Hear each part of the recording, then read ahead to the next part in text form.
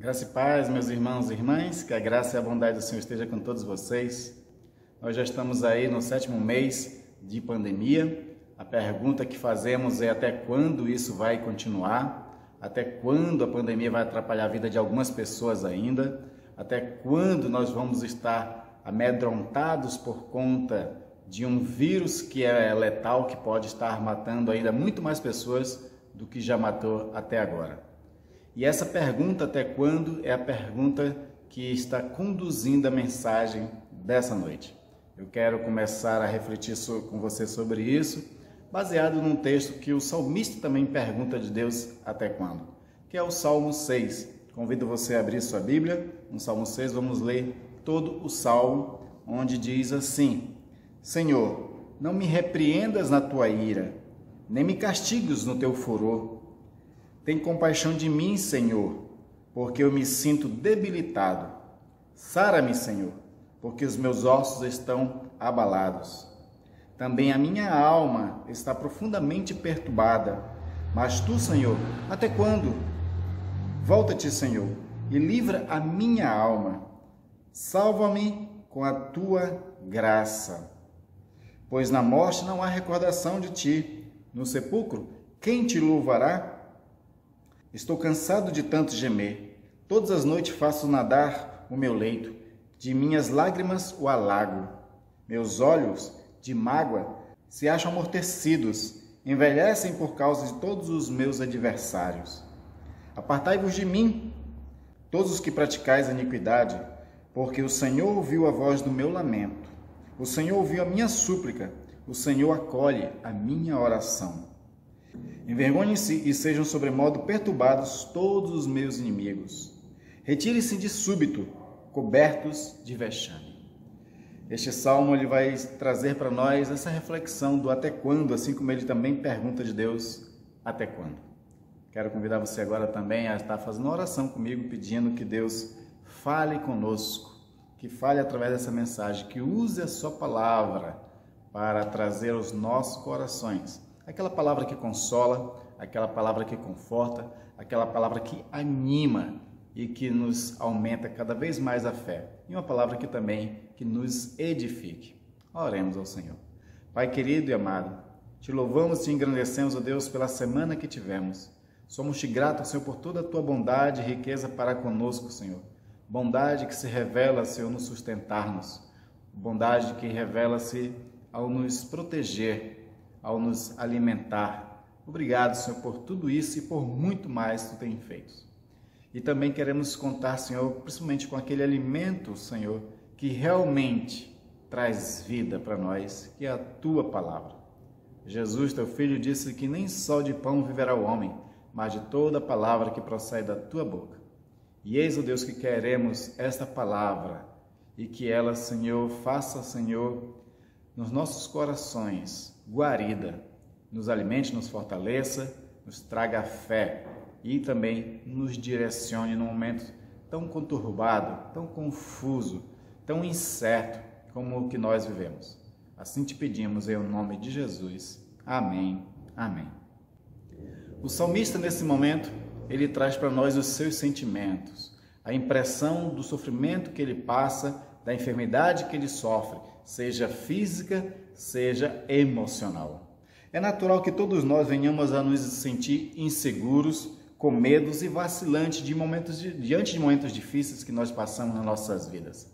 Esse tempo, por exemplo, de pandemia, para muita gente ainda é um tempo que está isolando, que está ainda amedrontando pessoas. Alguns já vivem uma vida normal, usando máscara, podendo trabalhar, fazer algumas coisas. Mas pessoas que estão na área de risco são as pessoas que mais sofrem nesse momento e ainda não podem levar a sua vida normalmente.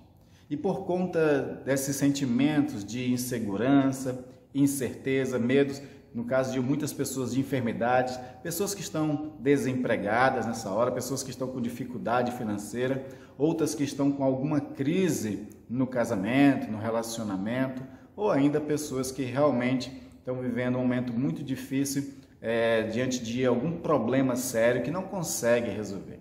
E todas essas pessoas, todos nós, perguntamos do Senhor, até quando, Senhor, isso vai continuar? Até quando vai subsistir essas dificuldades todas que nós estamos vivendo? O salmista, ele traz o sentimento dele para nós, para que nós possamos nos identificar com ele.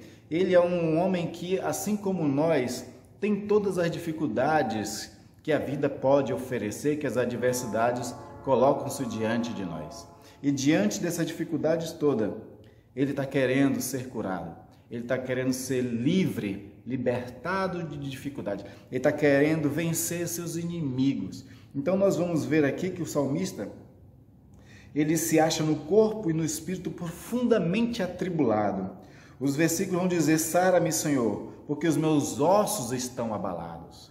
Isso é uma referência de fato de uma dor tremenda, de uma enfermidade tremenda que ele está sentindo, a ponto de não se manter em pé, que afeta a sustentação da sua vida, que são os seus ossos. Também diz: a minha alma está profundamente perturbada, mas tu, Senhor, até quando?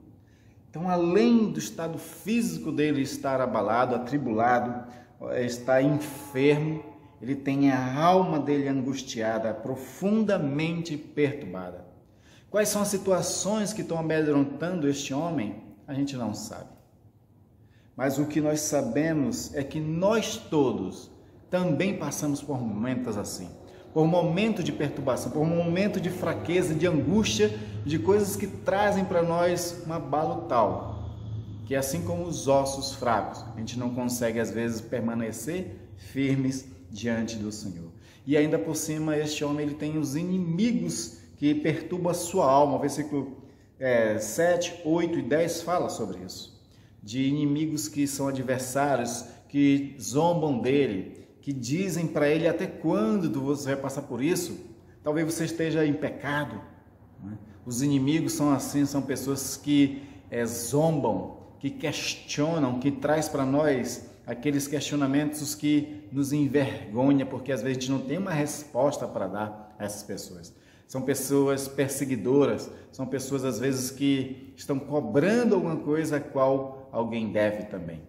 Enfim, existem muitos tipos de adversários, muitos tipos de inimigos, e esse salmista tinha um que trazia perturbação à sua alma. E o salmista, por conta dessa dificuldade toda, ele chora. Você vê no versículo 6, por exemplo, ele dizendo: eu estou cansado de tanto gemer. Ele já chorava tanto que todo o seu corpo gemia de sofrimento. Todas as noites faço nadar o meu leito. Ele chorava tanto que a cama deles se enchia de lágrimas, a ponto de dizer: de minhas lágrimas o alago. Não é? Ou seja, esse homem chorava muito, porque não era um momento tão fácil que ele estava passando. Era de angústia, era de dor. E diante dessa situação toda, ele se sente distante de Deus, ou Deus distante dele, que é um sentimento muito frequente na vida daqueles crentes que passam por angústia. Achar que Deus está distante, achar que Deus não está olhando por nós, achar que a nossa oração não tem força para chegar até Deus, ou de que nós somos também indignos de poder Deus ouvir as nossas orações. Diante desses sentimentos todo, o salmista ele entra em mais angústia ainda. Mas ele tem um desejo. O versículo 4 vai dizer que ele deseja que Deus volte. Volta, Senhor. Se ele sente Deus distante, se ele sente que Deus não está ouvindo a oração dele, ele clama pela presença de Deus, ele clama pelo auxílio de Deus nessa hora de angústia e de dor, de sofrimento a qual ele está passando. E aí ele pede a cura do Senhor. Ele pede a cura porque, e o argumento que ele usa é que os mortos não podem louvar a Deus. Só os vivos podem testificar do poder e da graça de Deus. E ele quer ficar vivo para adorar a Deus. Então ele diz ao Senhor: pois na morte não há recordação de ti, e no sepulcro quem dará louvor ao Senhor? Ou seja, Senhor, se eu perder a vida, se eu cair em desgraça, como poderei te adorar? Como poderei te louvar? Como poderei testemunhar do teu poder, da tua graça? Então, diante dessas questões todas, ele levanta um clamor ao Senhor. E aí o salmista ele sai da meritocracia e vai para a graça. Tem uma coisa que nós precisamos compreender para poder nós realmente termos mais fé, mais esperança, mais confiança de que Deus há de nos atender.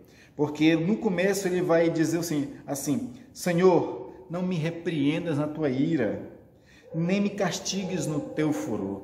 Ele está com o sentimento aqui da meritocracia, ou seja, se eu fiz alguma coisa errada, Senhor, então não me repreendas por causa disso. Eu sei que sou um pecador, eu sei que o pecador é aquele que é digno de receber a tua ira, de receber o teu furor, de ser castigado. Castigo geralmente é isso, castigo é uma espécie de penalidade para aquele que fez uma coisa errada.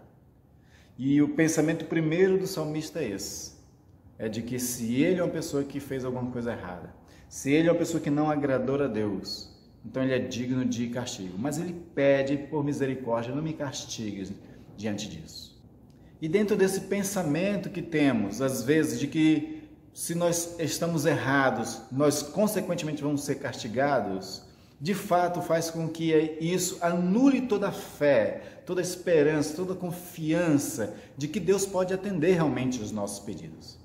Então nós temos que sair dessa mentalidade da meritocracia e ir para a mentalidade da graça, a qual Jesus Cristo inaugura, para a graça que Paulo entendeu muito bem, e esses dois ensinam para nós sobre essa graça, e o salmista vai entender dessa graça, e por essa graça é que ele clama, onde ele vai dizer no versículo 10, volta-te, Senhor, e livra minha alma, salve-me por tua graça.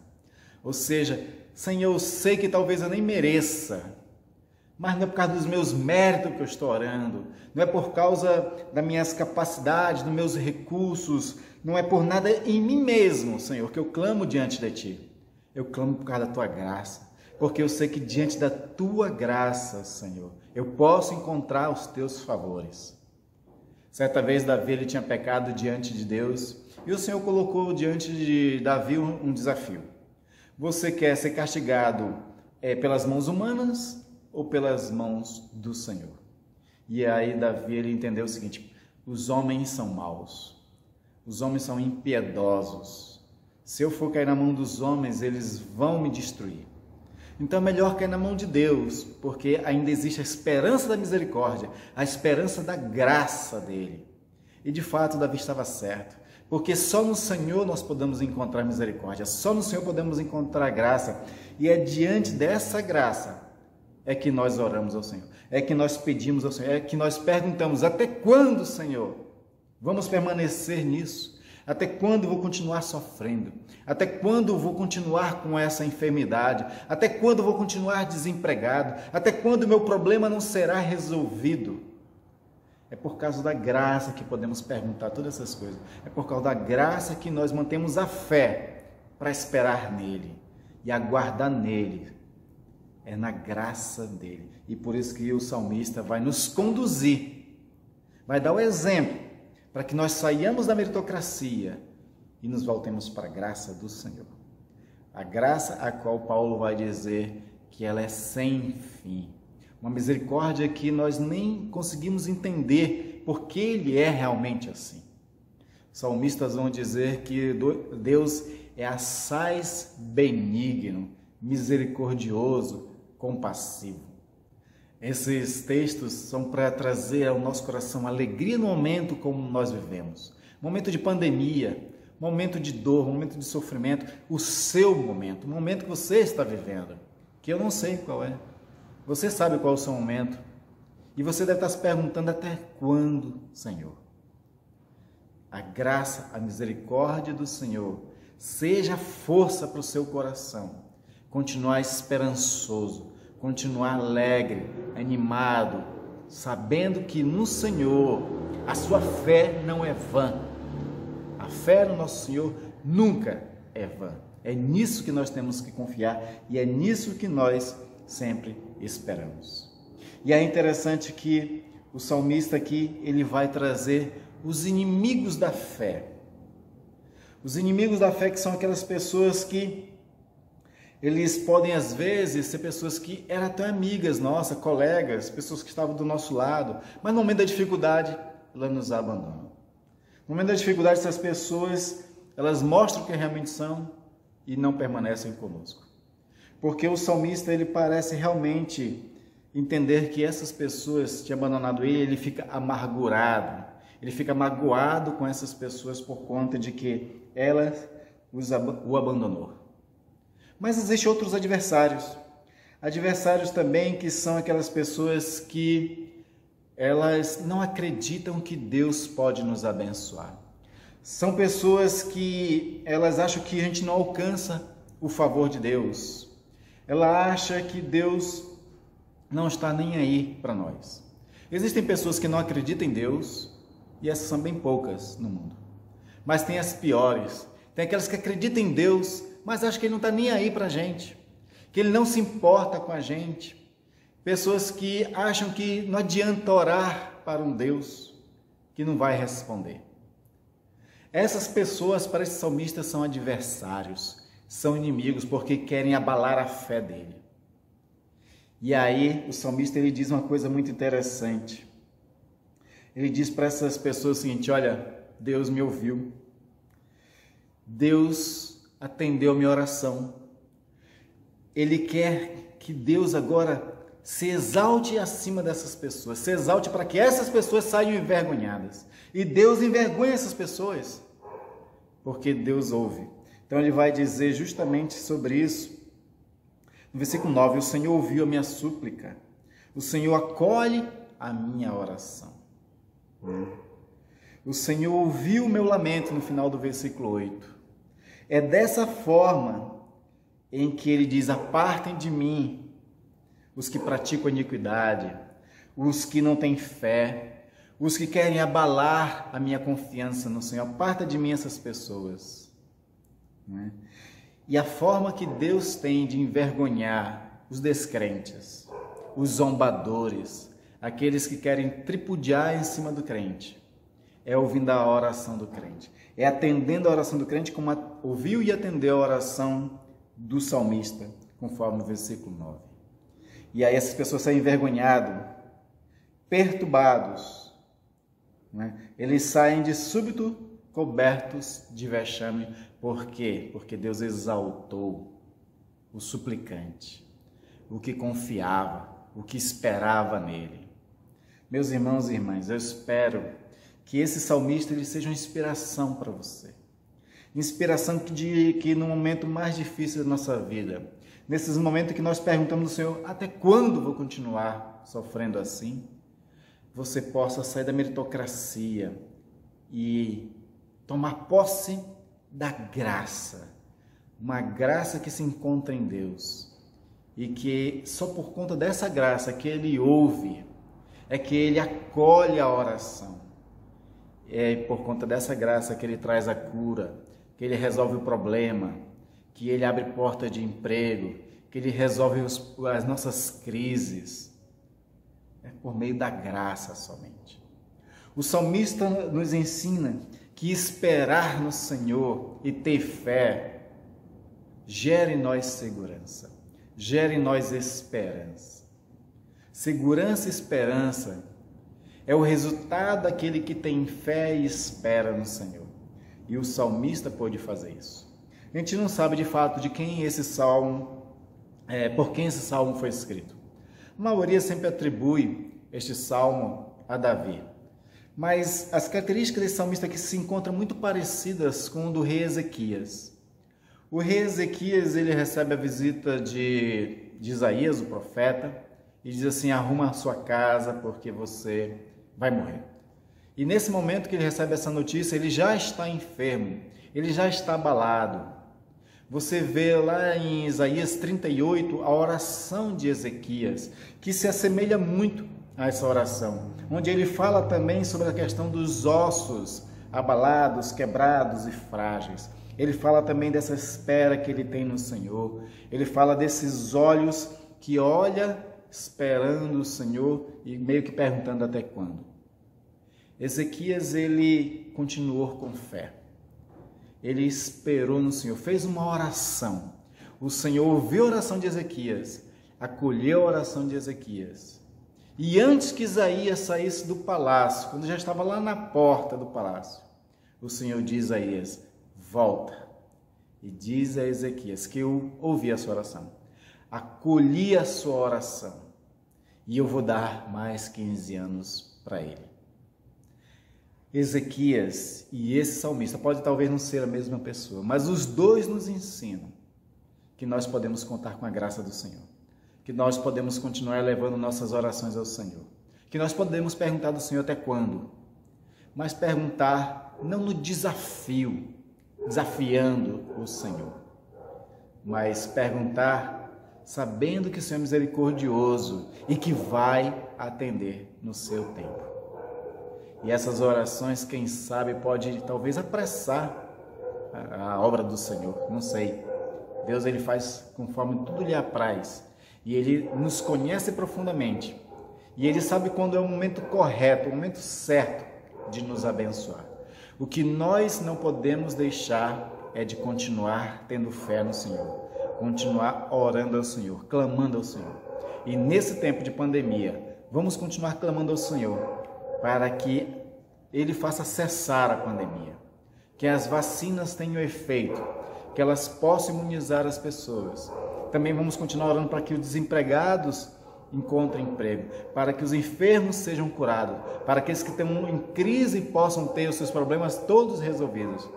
Nós somos aqueles que continuamos tendo um Deus para quem orar. E nunca deixe que a dificuldade ou as pessoas descrentes abale a sua fé. Nunca deixe, meus queridos irmãos e irmãs. Permaneçam sempre firmes na fé no Senhor, esperando no Senhor, orando no Senhor. Porque assim como o salmista teve esse momento de resposta do Senhor, você também terá. Nisso eu creio, nisso eu peço para você crer também. Amém.